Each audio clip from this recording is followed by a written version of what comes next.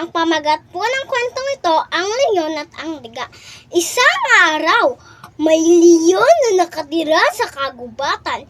Kumain siya ng kumain hanggang sa sobrang pagkabusog niya, siya ay nakatulog sa ilalim ng puno.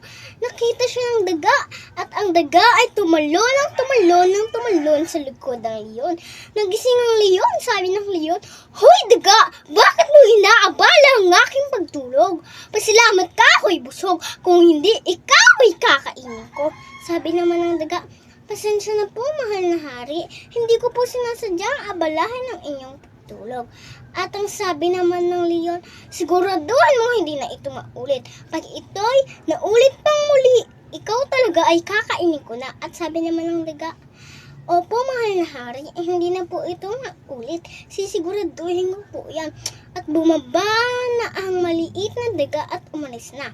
Kinabukasan, naglakad ang leon sa kagubatan. Nakita niya ang dalawang mga ngahoy na may daladalang lambat at hinuli siya ng mga ito gamit ang lambat.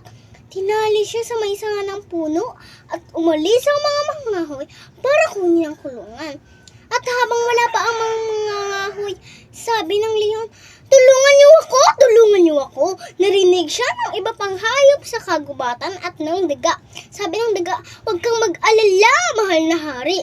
Ililigtas ko ang buhay mo." At tumalon ang daga at kinagat niya ang mga tela para malaglag ang leon. At nalaglag na ang leon. Sabi ng leon, "Maraming salamat, kaibigan. Nakaalis sa iyo ang buhay ko. Buti na lang nangririto ka."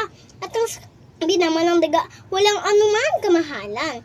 Nakaalay din sa iyo ang buhay ko." At ang sabi naman ng leon, "Maaari na ikaw naman ang maging prinsipe ng kagubatang ito." At ang sabi naman ng daga, "Maraming salamat po, kamahalan. Mauna na po ako."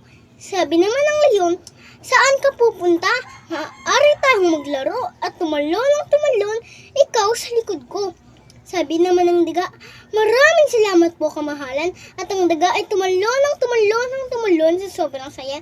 At tumalon nga siya sa likod ng leon.